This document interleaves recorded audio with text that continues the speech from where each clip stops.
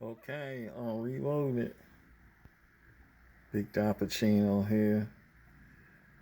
This is odds and ends number 38. Starting this a little different. Something that I think was featured in Show and Tell 113 or Show and Tell 112.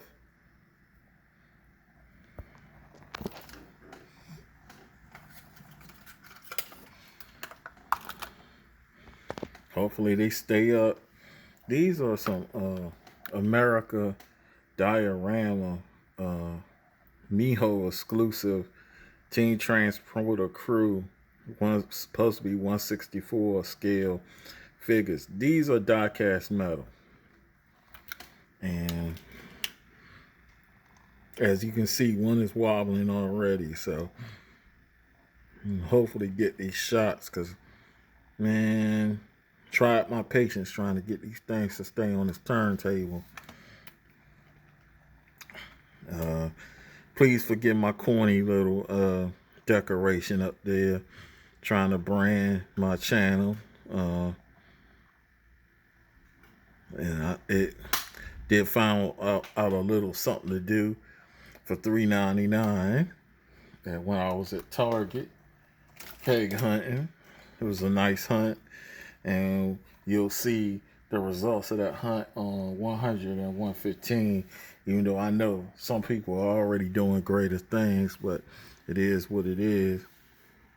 But like I said, these figures, 164 figures, and we all use them or probably have them. It came with some corny little coins, uh, corn cones. Yeah, that's what they were, like caution cones. But I put them up because they're a little plastic. I thought they were rubber or something in the package, but they're not. So, I mean, I think I paid $11 for this, but they try to charge like 14 or 15 for these figures. The ones I really want is the lowrider figures, because I'm trying to get some ethnic characters, of course, because I'm an ethnic person. But they do have some variations on it look like tone, like skin color, so that's good. Usually most diorama figures, they're usually just one color, so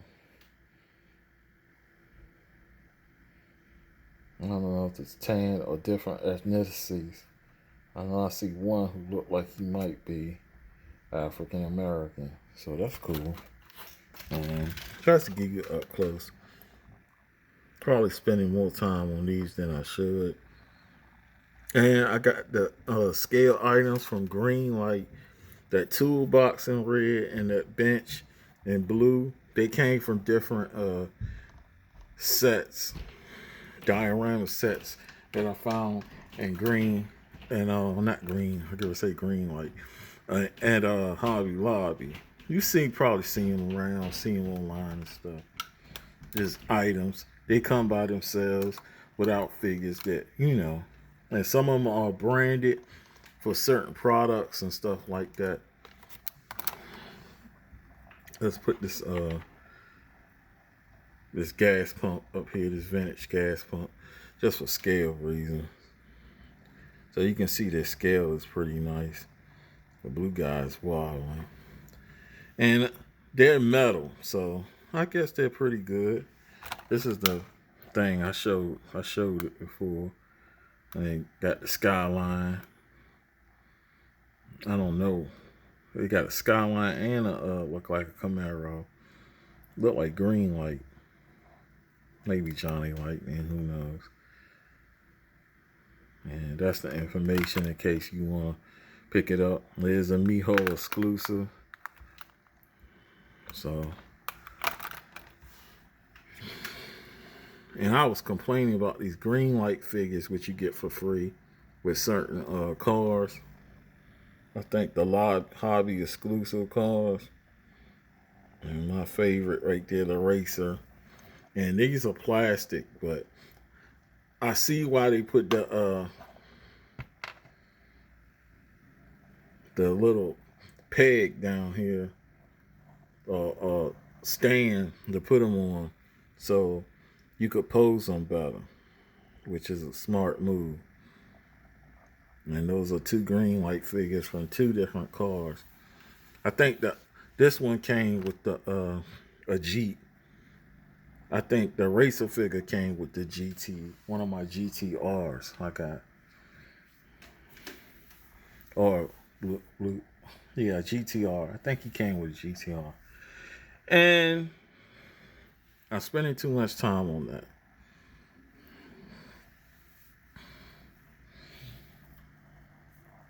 Let's move on.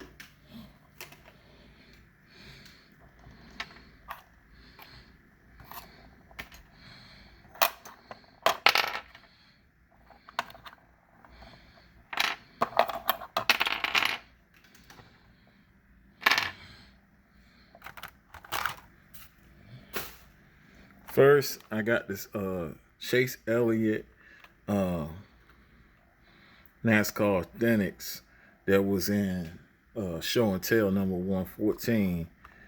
Comes with this card, says that he was a Daytona champion and a race at 2020.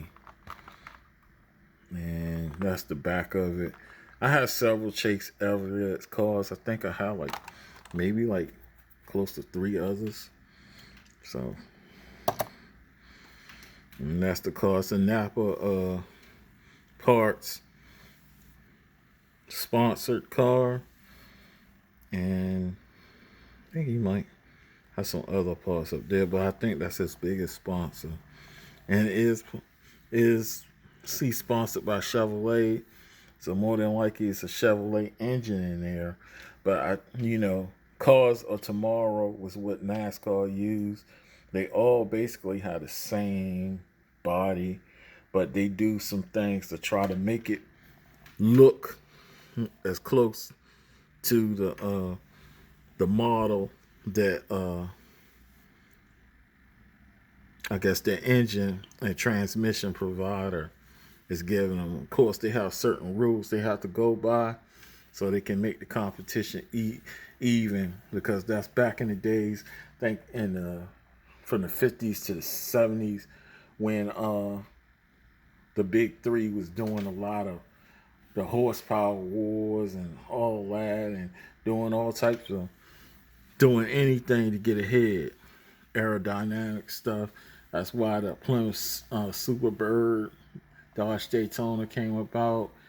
Of course, they had the fastback styling used by all of them, all types of tricks. And then they were trying to get bigger engines. This one doing 426, then somebody do a 427. Then ultimately Ford did a 428, 29. Of course, Chevrolet, I think, pretty much beat them all. I think Dodge did it first because they had a 440, but Chevrolet eventually had the 454. Yeah, so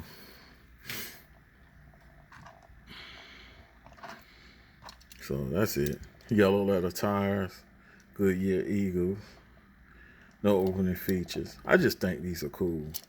I know some people don't like them. Some people collect them though. So if you collect them, you like them. In fact, I found one at Target yesterday, and I picked it up. Next, let's do the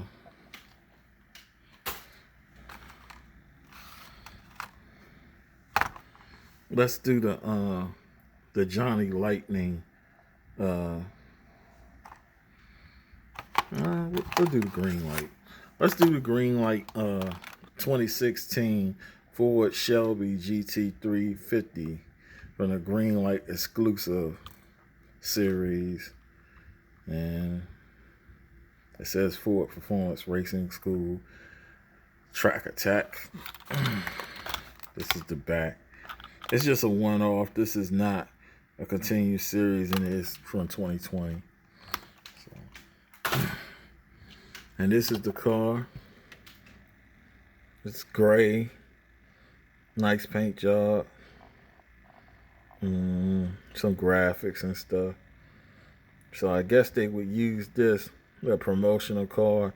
You would go to that school, you pay money, usually it's stuff like that, and time attack, of course. I think it's time attack, which is based track attack.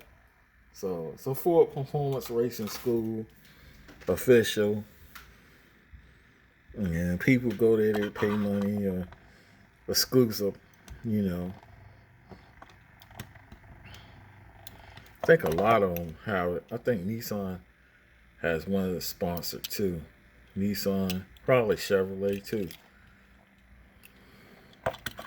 This hood opens, but I don't think it likes to stay open.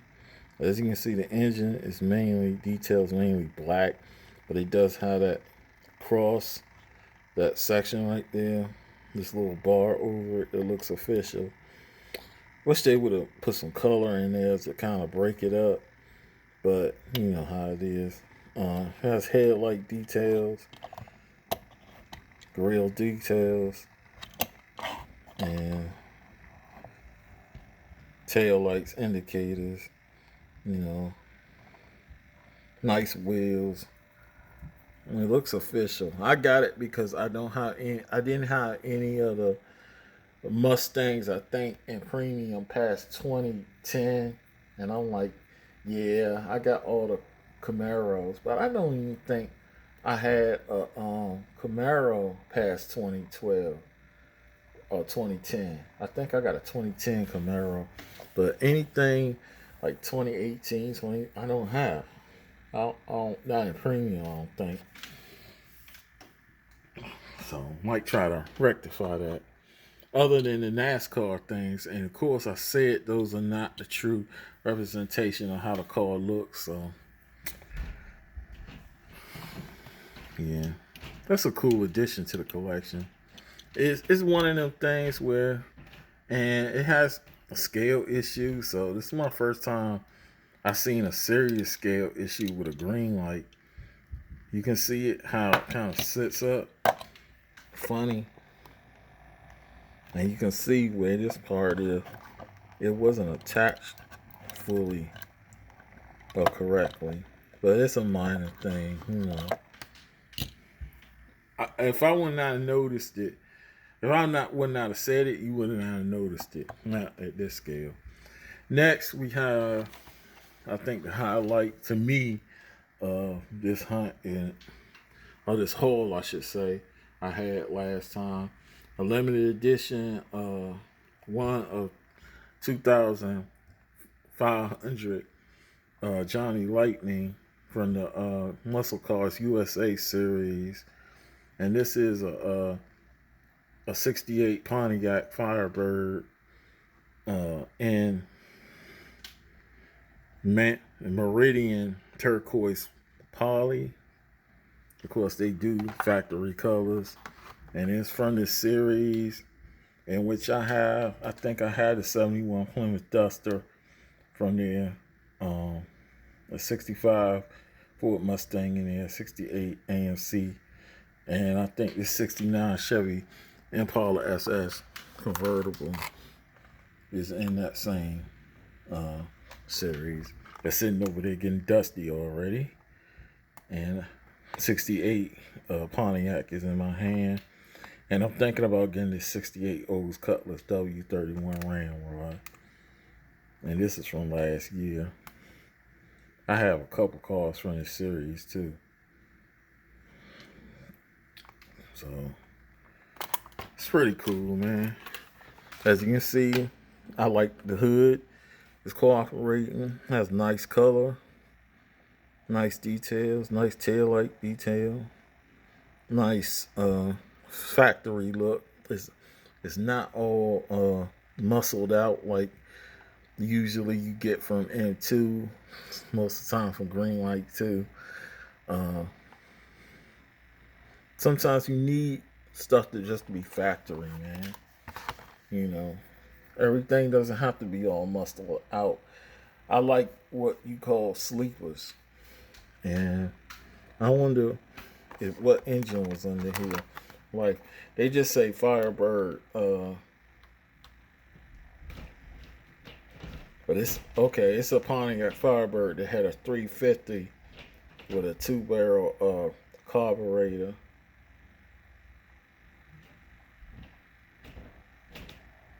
Okay, so this was not the Firebird 400. Okay, this is pretty cool.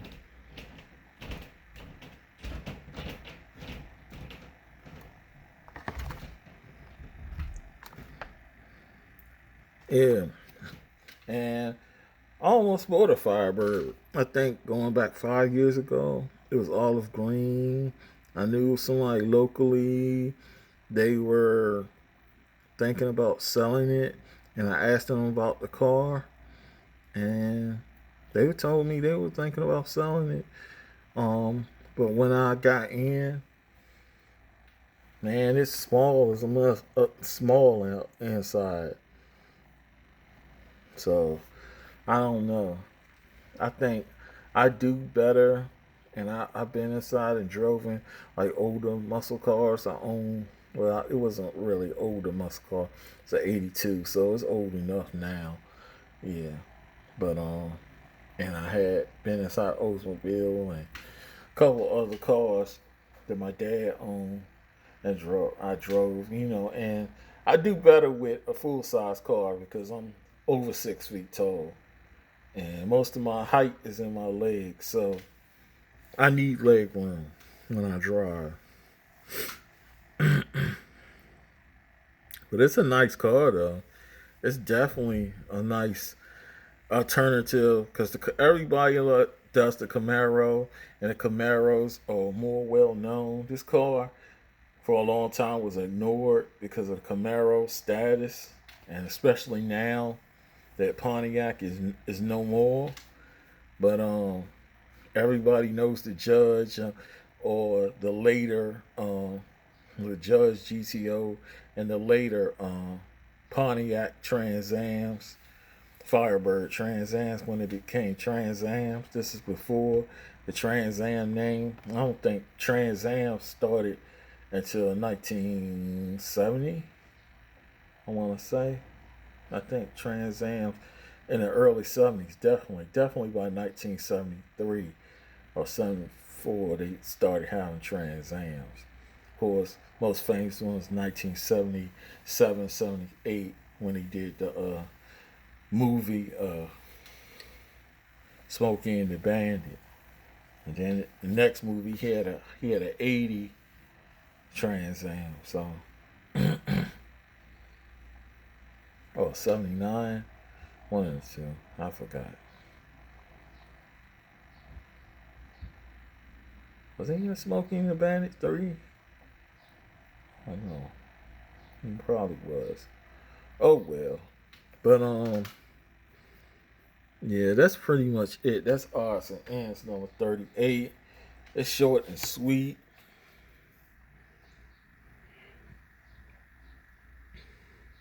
Yeah. Like I always say, not the best Diecast channel, not the worst either. The motto of this channel is show a little love for the Diecast. I want to thank the subscribers for all your views and your likes and all your support. Random viewers, I encourage you to subscribe, hit the notification button so you have access to all the content, have all different kinds of content. Show and tells when I show the cars and the packages, odds and ends. Like this video, I show them outside of the packages, give you a closer look at them. I do that for time references because I noticed the sweet spot, especially with my channel, is around 20 minutes, 20 to 25 minutes. But pushing it, I can't do 30-minute content and be successful. I'm sorry. Some people get them thousands of views. I'm lucky to get that. The only time I get that is on my peg hunting videos, which I do. I have a couple. I just did one. For the trouble it was worth, though, it needs to get more views. Because you got to take all them copyright songs out. But I'm not complaining. Can't complain. That's one thing about this hobby. Just when I thought it was out, I get put back right back in. Uh, I'll probably be able to go to another location as far as Walmart tomorrow because I had some errands to run. I have some video content I'm prepping. Already kind of have my stuff for show and tell number 115, but I'll probably do one more hunt, probably two more. So until the next video, this is Big Dappuccino signing off with girl said show and tell. Odds and ends number 38. Yeah, number 38. Peace and blessings to everybody.